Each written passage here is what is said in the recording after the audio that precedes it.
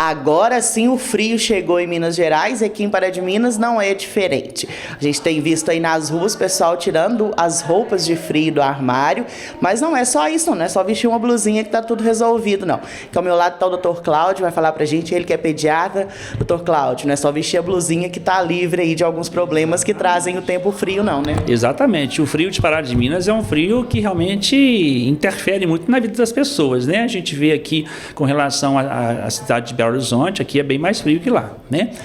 E a gente vê nitidamente que aqui, além do frio, o tempo é mais seco, né? Muito poluído, né? Tem muitas indústrias também, então a gente vê ainda alguns fatores ambientais que realmente favorecem, infelizmente, o aparecimento de doenças respiratórias, né? E a gente, há vários anos, tem feito o programa aqui Respirar Feliz, aqui em Pará de Minas, né? Já de longa data, e a gente tem feito um programa muito legal. A gente tem recebido várias crianças, né? Que tem bronquite, que tem rinite, porque nessa época do ano é a época recorde, né? É o que mais acontece, as doenças respiratórias, né? Além dos resfriados, das gripes, que são normais, né? Principalmente nessa época do ano.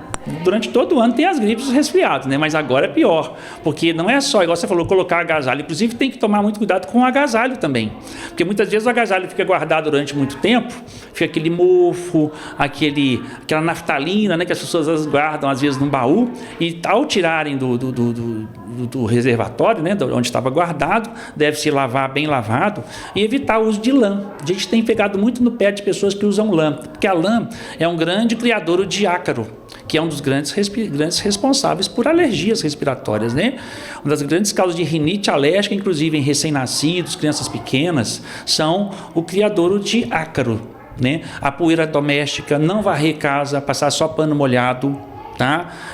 O aspirador, né? Quem tiver aspirador, e não usar cobertor de lã. Preferir edredons e mantas de algodão. É preferível você usar 10 edredons do que uma manta de lã. Ou aquelas pelugens, né? De pelos, aquelas são criadores de ácaros, que são, volto a afirmar, criadores de grandes alergias, né? Cláudia, a questão também, né? Já falando desse ácaro aí, bichos de pelúcia também, cortinas, né? Tem que ter uma atenção redobrada. Exatamente. Tudo isso o ácaro reproduz ali, né? Então, cortinas, tapetes, carpetes, bichos de pelúcia, pelos de animais, né? Às vezes a pessoa tem um cachorro peludo em casa que fica saindo aquele pelo, aquilo ali também é causa de alergia respiratória. Então a gente tem um programa aqui no AME, né, na AME, que a gente acolhe toda criança que tiver problema respiratório. Então hoje mesmo aqui na AME, né, eu recebi várias crianças que receberam alta do hospital, né, com bronquiolite, que é a doença de criança pequena, né, de bebê, de 1 mês, 2 meses, 9 meses de idade, e a gente já recebe essa criança e vai dando sequência no acompanhamento, né? Doutor Cláudio, e tem a questão também da casa, né? No frio todo mundo fecha tudo para ficar mais quentinho ali, mas isso pode ser um problema também. Concentra-se mais ainda os fatores ambientais, né? Os fatores alergênicos, inclusive volto a afirmar o ácaro, que é um dos grandes causadores, e a poeira doméstica, né? A poeira, o cigarro, inclusive é importante falar isso também, né? Por favor, não fumem, né?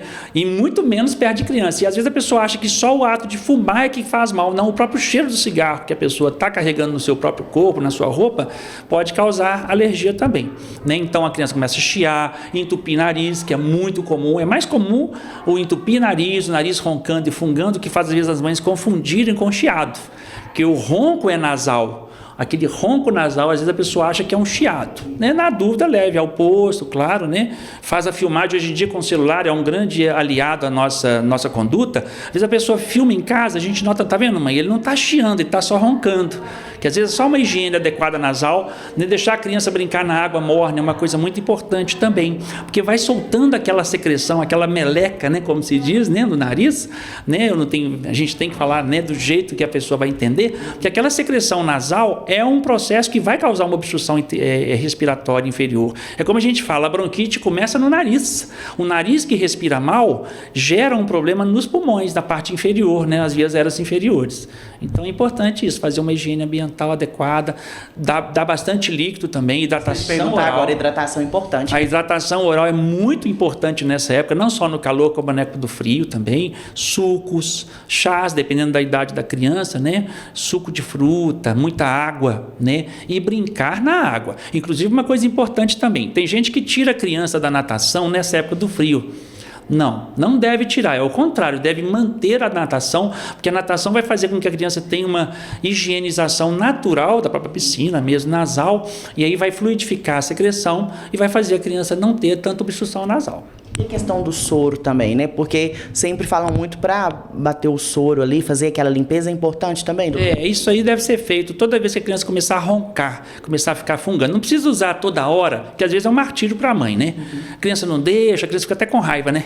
Porque realmente tem razão, né? Às vezes a criança está bem, está respirando bem, sem dificuldade respiratória nenhuma, não precisa ficar usando o soro toda hora.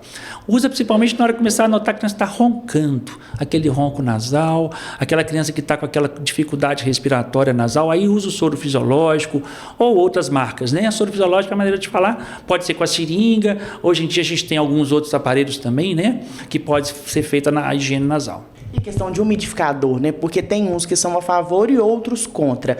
Quando usar? O umidificador, como o próprio nome fala, umidificar o ambiente, quando a umidade do ar estiver baixa. Nós vamos entrar agora numa época de seca, falta de chuva, ar frio, seco e empoeirado. Então é o momento certo de usar o umidificador nos quartos. O vaporizador é uma opção na época do frio, né? Aqui em Pará de Minas, como faz muito frio, o vaporizador, o que ele faz? Ele esquenta e umidifica o ambiente. Então aquele vaporizador, né? O vaporizador ele esquenta, o umidificador ele não esquenta. Então o umidificador você pode usar no momento que tiver mais calor. Na época do frio, se puder usar o vaporizador é melhor. Aquecendo o ambiente, não deixando de ter uma greta, né? de ar, porque não adianta nada também ficar com o ambiente fechado, porque o ambiente fechado totalmente vai favorecer a alergia, né?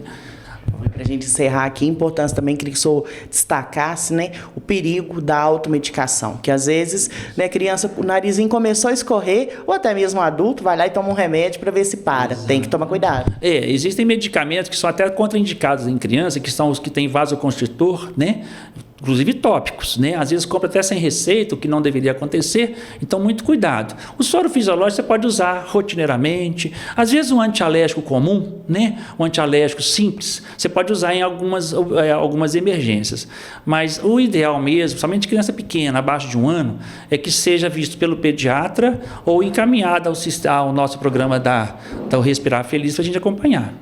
Obrigada, doutor Cláudio, pelas informações. Ramona Ribeiro para o GR News TV.